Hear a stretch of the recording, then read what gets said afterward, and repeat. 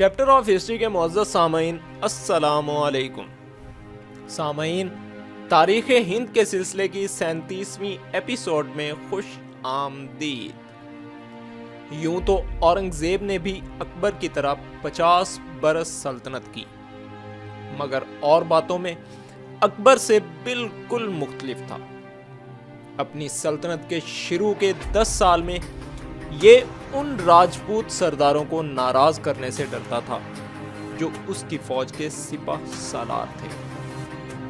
پہلے 3 سال اس نے اپنے بھائی بھتیجوں کو مغلوب اور مقتول کرنے میں صرف کیے۔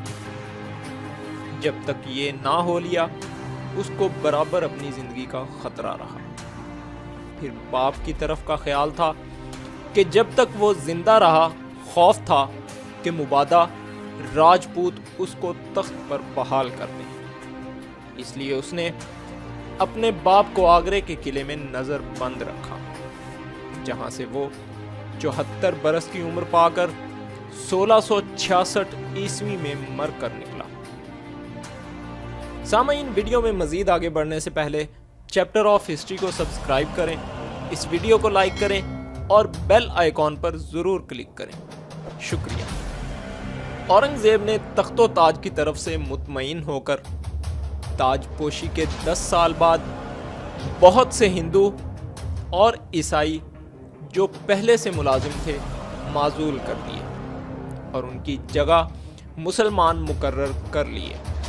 اکبر نے بہت سے ہندوؤں کو اپنی سرکار میں نوکر رکھا تھا اور وہ ان پر بہت مہربان تھا۔ راجپوت اکبر پر جان دیتے تھے اور انہوں نے اس کی سلطنت کو زبردست بنا دیا۔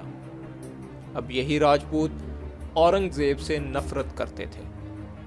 راجپوت اور ہندو اورنگزیب سے لڑے اور آخرکار سلطنت مغلیہ کو، جسے اکبر نے مضبوط کیا تھا، کمزور کر دیا۔ اورنگزیب شیعوں کے بھی خلاف تھا اور بعض شیعوں سے اس نے جاگیریں چھین لی تھیں۔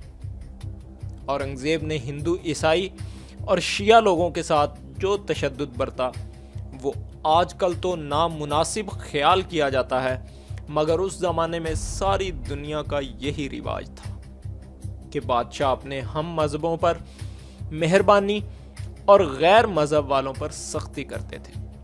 چنانچہ انگلستان کے کتنے ہی بادشاہوں اور مہارانیوں نے بہتیرے ایسے لوگوں کو مروا دیا جو ان کے اپنے فرقے کے عیسائی نہ تھے۔ اس واسطے ہزاروں مرد و عورت اپنے ملک سے بھاگ بھاگ کر دوسرے ملکوں میں چلے گئے۔ غرض اس بارے میں جو کچھ اورنگزیب نے کیا ضروری سمجھ کر کیا، اور اگر ایسا نہ کرتا تو اپنے ضمیر کے خلاف کرتا۔ ان دنوں یورپ کا کوئی بادشاہ اگر یہاں حکمران ہوتا تو وہ بھی ایسا ہی کرتا، لیکن اگر اورنگزیب آج زندہ ہوتا تو یقیناً اس کا طریقہ عمل کچھ اور ہوتا۔ اورنگزیب پاک دامن اور پرہیزگار تھا۔ نہ اس کو شراب کا چسکا تھا، نہ عیاشی کی لت تھی، اپنے ذاتی مصارف پر روپیہ ضائع نہ کرتا تھا، بلکہ اپنے ہاتھ سے کلاه بنا کر اپنی روزی کماتا تھا۔ نہایت سادہ لباس پہنتا تھا، سوائے اس وقت کے کہ تخت پر بیٹھتا تھا شاید ہی کبھی کوئی چاندی، سونے یا جڑاؤ کی چیز پہنتا ہوگا۔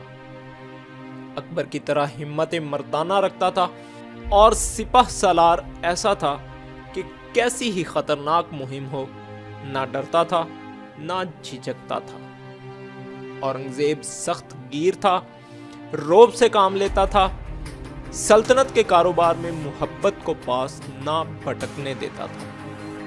خود اس کے بیٹے اس کی طرف سے جان کے خوف میں رہا کرتے تھے۔ ان میں سے ایک کا تو یہ حال تھا کہ جب کبھی باپ کا خط آتا دیکھتے ہی پیلا پڑ جاتا۔ اورنگزیب حکم عدولی برداشت نہیں کر سکتا تھا۔ اگر کوئی اس کے حکم سے منہ پھیرتا تو ہرگز اس کو معاف نہیں کرتا تھا۔ تمام جنگی افسر اور ملکی کارپرداز اس کے نام سے تھراتے تھے۔ اورنگزیب کو ناچ اور گانے بجانے سے بھی نفرت تھی، تخت پر بیٹھتے ہی اس نے ان طوائفوں اور گویوں وغیرہ کو نکال دیا جو اس کے باپ کے زمانے کے ملازم تھے۔ چند ہی روز بعد ان لوگوں نے ایک جنازہ بنایا اور روتے پیٹتے اسے لے کر جروکوں کے نیچے سے نکلے۔ اس نے سر اٹھا کر دیکھا اور پوچھا کہ یہ کس کی میت ہے؟ انہوں نے جواب دیا کہ یہ علم موسیقی کی میت ہے اور ہم اسے دفن کرنے کے لیے جاتے ہیں۔ تو اورنگزیب نے جواب دیا کہ برائے خدا اسے ایسا نیچے گاڑنا کہ قبر سے پھر کبھی نکل نہ سکے۔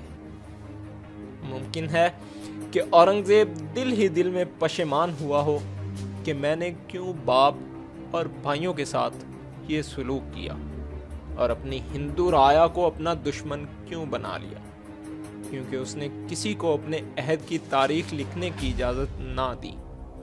اس زمانے کے حالات جو ہم کو ملتے ہیں وہ خفی خاں کی تصنیف سے ملتے ہیں۔ یہ چھپے چھپے اور ڈرتے ڈرتے وقائع نگاری کر رہا تھا۔ جب تک اورنگزیب زندہ رہا اس نے کسی کو اپنی تحریر نہیں دکھائی۔ معلوم ہوتا ہے کہ اورنگزیب کو ساری عمر میں کبھی بھی خوشی اور خرمی کا منہ دیکھنا نصیب نہیں ہوا، بلکہ آخری عمر میں اپنے اعمال کی وجہ سے اس کی زندگی تلخ ہو رہی تھی۔ 90 برس کی عمر میں اورنگزیب اپنے ایک بیٹے کو لکھتا ہے کہ میں اپنی سلطنت کی ذمہ داریاں پوری طرح ادا نہیں کر سکا۔ اب میں مرنے والا ہوں اور اپنے گناہوں کا ثمرہ اپنے ساتھ لیے جاتا ہوں۔ کون جانے عقبہ میں خدا مجھے کیا عذاب دے گا۔ دکن کو فتح کرنے کا خبطہ اس کو عمر بھر رہا۔ بہیمنی سلطنت کے ٹوٹنے پر جو 5 ریاستیں دکن میں قائم ہوئی تھیں ان میں سے 3 یعنی بیدر، برار اور احمد نگر تو اس کے باپ کے عہد میں ہی فتح ہو چکی تھیں۔ رہی گولکنڈے اور بیجاپور کی سلطنتیں، سو ان کے فتح کرنے کا بیڑا اورنگزیب نے اٹھایا۔ 25 برس تک اس کے سپاہ سالاروں نے ان 2 افغانی ریاستوں کو لینے میں زور مارا، مگر کچھ پیش رفت نہ ہوئی۔ آخر اورنگزیب نے دیکھا کہ اگر یہ کام کرنا ہے تو مجھے آپ کرنا چاہیے۔ 65 برس کی عمر میں دہلی سے نکلا اور میدان جنگ میں ایسا گیا کہ وہاں سے دہلی واپس آنا نصیب نہ ہوا۔ اس کی سلطنت کے آخری 25 سال دکن کی مارکا آرائی میں صرف ہوئے۔ برسوں کی جنگ و جدال کے بعد گولکنڈہ اور بیجاپور فتح ہو کر قلمرو مغلیہ میں شامل کر لیے گئے۔ اس وقت سلطنت مغلیہ کا ایک نیا صوبہ بنایا گیا۔ اول ان صوبوں کے حاکم نواب یا صوبیدار کہلاتے تھے، بعد میں نظام دکن کہلانے لگے اور حیدرآباد ان کا دارالحکومت تھا۔ اسی اثنا میں مرہٹوں کے فرقوں کے باہم مل جانے سے ایک نئی قوم بن گئی۔ بیجاپور کے سلطان نے ان کے سرداروں کو دبا رکھا تھا۔ اب اورنگزیب کو مرہٹوں کے راجا سیوا جی کا سامنا ہوا، جو گزشتہ سرداروں سے بدرجہ زبردست تھا۔ پنجاب میں بھی سکھوں کی نئی قوم پیدا ہو گئی تھی۔ بابر کے زمانے میں ایک نیک مرد نانک تھا۔ ہندو مسلمانوں کو آپس میں لڑتا دیکھ کر اس کا دل کڑتا تھا۔ اس نے کچھ باتیں ہندو مت کی لیں، کچھ مسلمانوں کے مذہب سے اخذ کی اور دونوں کو ملا کر ایک نیا پنتھ چلایا۔ بہت سے لوگ اس کے پیرو بن گئے جو سکھ یعنی چیلے کہلاتے تھے۔ بابر اور اس کے جانشینوں نے انہیں کچھ نہ کہا، کیونکہ یہ لوگ امن دوست تھے، نہ محصول ادا کرنے میں چوں چراں کرتے تھے، نہ کسی کو ستاتے تھے۔ لیکن اورنگزیب نے انہیں سخت ایذا دی اور بہت سے سکھوں کو قتل کرایا۔